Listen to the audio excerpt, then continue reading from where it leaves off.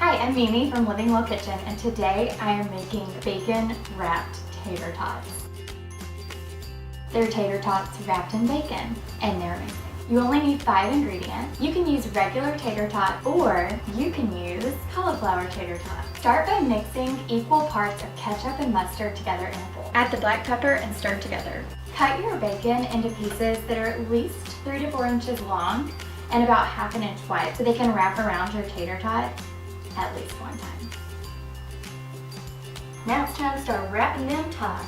You'll take a piece of bacon and then spread some of the mustard and ketchup sauce on one side. And then wrap a tot in there. And then pop it on your baking sheet. Make sure to place them seam side down to keep the bacon from coming off the tots.